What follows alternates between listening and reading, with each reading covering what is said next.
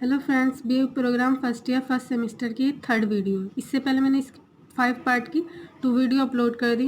ये third video. आज हम पढ़ेंगे मृदा प्रदूषण। जिस प्रकार हम वर्षा ध्वनि का या एक भी पक्षी का निर्माण नहीं कर सकते, उसी प्रकार हम मिट्टी भी नहीं बना सकते, भले ही हम एक टंकी रसायन लेकर बैठे हों। मृदा मिट्टी की प्रक्रियाओं में सहायक बनकर हम उसकी गुणवत्ता तो बढ़ा सकते हैं, पर उसे नष्ट करके उसे दोबारा बना नहीं सकते। मिट्टी को हम दोबारा नहीं बना सकते। मृदा ऐसा संसाधन है जिसका कोई विकल्प नहीं है। ये हमें याद दिलाते हैं कि उर्वरक उपजाऊ मिट्टी की जगह नहीं ले सकते। मिट्टी भूमि पर एक पतली परत होती है। क्या होती है? मिट्टी भूमि पर एक पतली परत होती है जिसमें खनिज, कार्बनिक पदार्थ, जीवित प्राणी, वायु और जल होते हैं, जो पदार्थ की वृद्धि में सहायक होते हैं। मूल सामग्री से मृदा का निर्माण में अनेक कारकों का योगदान होता है। इनमें तापमान के परिवर्तन और खुरचन, पवन, बहता जल, हिमानिया, रासायनिक क्षरण और लाइकेन भी शामिल हैं। मृदा के निर्माण में जलवायु और समय का भी महत्व होता है। अत्यंत शुष्क और ठंडी जलवायु में मृदा का निर्माण बहुत धीमा होता है, जबकि आर्द्र और शीतोष्ण जलवायु में मृदा का निर्माण अधिक तेजी से होता है। जलवायु की आदर्श दशाओं में नर्म मूल सामग्री से 15 वर्षों में एक सेमी मिट्टी का निर्माण हो सकता है। जलवायु की प्रतिकूल दशाओं में सख्त मूल सामग्री से मृदा से बनने में सैकड़ों वर्ष लग जाते हैं। परिपक्व मृदा अनेक सतहों में विभाजित होती है, जिनको मृदा क्षितिज कहते हैं। हर क्षितिज की एक खास बनावट और संरचना होती है, जो मृदा के अलग अलग प्रकारों में अलग अलग होती है।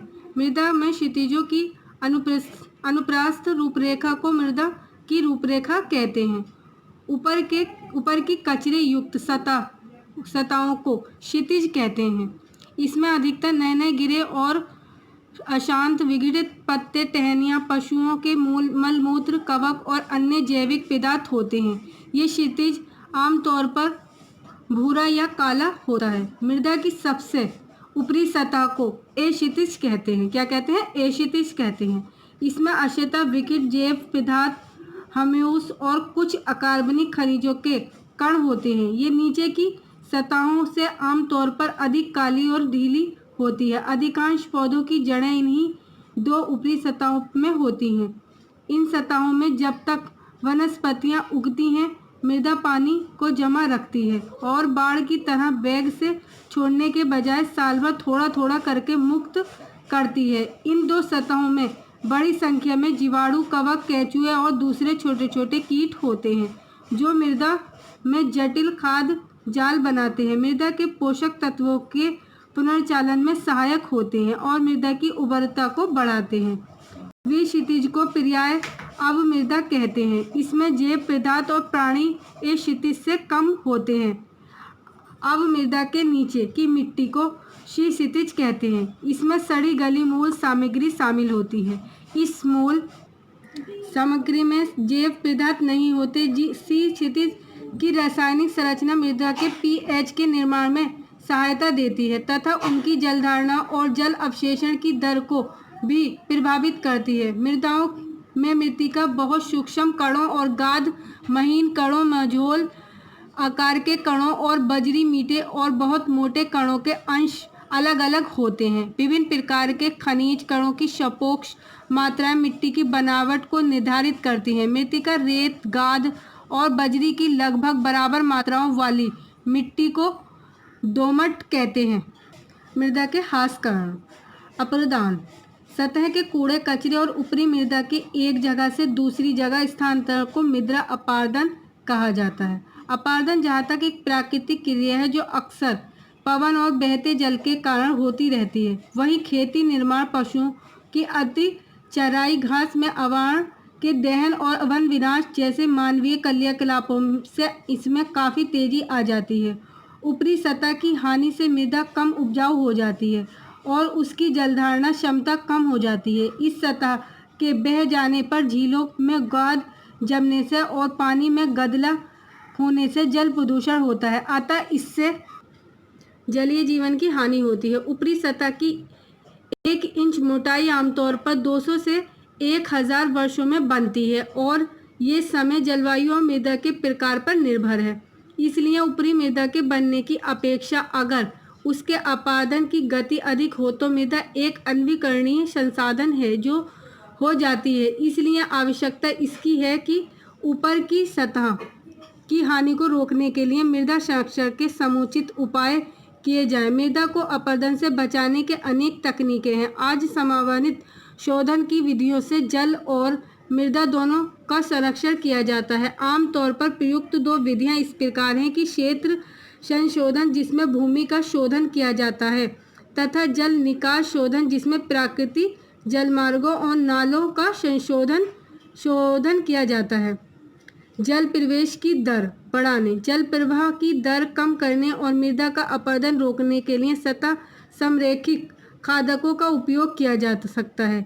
ये वास्तव में छिछली खादकें होती हैं जो ढालों के आधार पर तथा समोच्च रेखाओं के सहारे खोदी जाती हैं और मूलतः इनका उद्देश्य मृदा और जल का संरक्षण होता है। हालांकि ढालों तथा कम या मध्यम वर्षा वाले क्षेत्रों में ये सबसे कारगर होती हैं। पौधों और घासों की तेजी से बढ़ने वाली प्रजातियां लगाकर इन बांधों को सत्यास्तित्व प्रदान किया जाता है। भारी ढलान वाले क्षेत्रों में जहां बांध बनाना संभव नहीं है, इसी उद्देश्य से पत्थरों की सतह समरेखित बेंचें बनाई जाती हैं।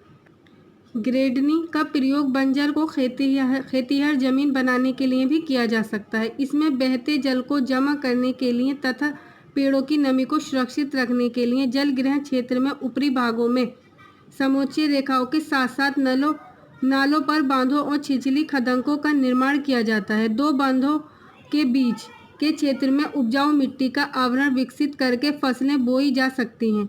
ऐसा करने के कुछ उपाय निम्नलिखित हैं। अवरोधक बांध जिनमें नलों के आर पार घास झाड़ और पेड़ लगाकर बांध बनाए गए हों। धारा के आर पार पत्थरों से बने बांध का उपयोग मृदा और जल के संरक्षण के लिए भी किया जा सकता है। मिट्टी का बना अवरोधक बंध जो मिट्टी का अपरदन और जल का प्रवाह रोकने के लिए धारा के आर पार स्थानीय मिट्टी से बनाया गया हो। गैबियन ढांचा जो पत्थर से बना और कलाई जंजीर में लिपटा बंध होता है। एक गैबियन ढांचे में फेरो सीमेंट की 1 इंच मोटी अभेद दीवार उस ढांचे के केंद्र में होती है जो जमीन से नीचे सख्त चट्टानों तक पहुंचती है। गैबियन भाग से सहारा पाने वाला फेरो सीमेंट का ये विभाजक जल के प्रतिधारण में और बहते जल की शक्ति को झेलने में समर्थ होता है। बंधारा नाले की तली के नीचे और नले के आर पार एक भूमिगत ढांचा होता है जो भूजल की गति को रोक सकता है। समुद्री प्रदूषण की परिभाषा मानव द्वारा प्रत्यक्ष या अप्रत्यक्ष रूप से समुद्री वातावरण में ऐसे पदार्थों का समावेश है जो प्रतिकूल प्रभाव पैदा करते हैं, जैसे मानव स्वास्थ्य के लिए जोखिम, समुद्री क्रियाकलापों में बाधा और समुद्री जल की गुणवत्ता में कमी। जहाँ समुद्री प्रदूषण के कारण सामान्य जल प्रदूषण से मिलते जुलते होते हैं, वहीं कुछ अत्यंत विशेष कारण भी समुद्र के जल को प्रदूषित करते हैं। अपशिष्ट सबसे अधिक उन पाइपों से आते हैं जो समुद्र में गंदा जल गिराते हैं। अक्सर तटीय नगरों के घरों और होटलों में से निकला कचरा और गंदा पानी सीधे समुद्र में पहुंचता है। खेतों में प्रयुक्त खाद और कीटनाशक वर्षा के बाद बहकर जलमार्गों में पहुंचते हैं और अंततः समुद्र में जाते हैं। सड़कों से बहने वाले पेट्रोल और तेल आमतौर पर गंदे पानी की पादपों में पहुंचते हैं, पर तूफानी वर्षा इन पदार्थों को बहाकर नदियों और अतः सागरों में पहुंचा देती है। समुद्र में जहाज़ों की दुर्घटना और उनके कारण होने वाला रिसाव इस कारण से समुद्री पर्यावरण के लिए बहुत घातक हो सकता है। नदियों के ज्वारी मार्ग और बंदरगाहों के प्रवेश मार्गों के रास्ते जहाज से ले जाने के लिए अक्सर इन मार्गों की गंद निकालनी पड़ती है ताकि वे खुले रहें। ये गाद जिसमें भारी धातुएं और दूसरे प्रदूषक होते हैं अक्सर समुद्र में डाल दी जाती हैं। गहरे सागरों में तेल की खोज और निकासी से भी समुद्र का जल काफ़ी सीमा तक प्रदूषित हो जाता है। नेक्स्ट पॉइंट, समुद्री प्रदूषण के प्रभाव। पादप पवलकों को फूलों या लाल लहरों से बड़ी मात्राओं में कार्बनिक अपशिष्ट के कारण पूरे क्षेत्र का जल विराजित हो जाता है। समुद्री प्रजातियों से गलफड़े गिल काम नहीं कर पाते। इसका प्रभाव वाणिज्यिक दृष्टि से महत्वपूर्ण समुद्री प्रजातियों पर भी पड़ता है, जिससे समुद्री खाद्य के बाजार मूल्य घट जाते हैं। तेल की चिकनाई। समुद्र में तेल के रिसाव के कारण समुद्री जीव जंतु और पक्षियों की प्रजातियां, नमक के कछुओं और मैनग्रोव दलदलों पर हानिकारक प्रभाव पड़ता है, जिनमें तेल फंस जाता है और फूल खिलने, फल बनने तथा अंकुरण पर प्रभाव पड़ता है। इसमें प्रभावित मछलियां और समुद्री खाद्य वस्तुओं की गंध अप्रिय हो जाती है, जो अत्यल्प प्रदूषण पर भी पता चल जाती है। अतः तेल रिसाव के कारण मछलियां और कवच प्राणी की उत्पादन सुविधाओं को होने वाली आर्थिक क्षति से समुद्री खाद्य उद्योग को काफ़ी खतरे का सामना करना पड़ता है।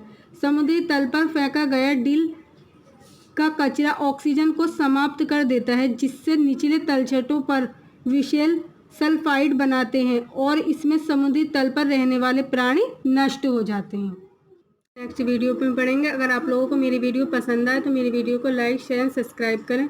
बेल आइकन को प्रेस करें, जिससे सबसे पहले आने वाली वीडियो का नोटिफिकेशन आप लोगों के पास पहुंच सके। Thanks for watching my video.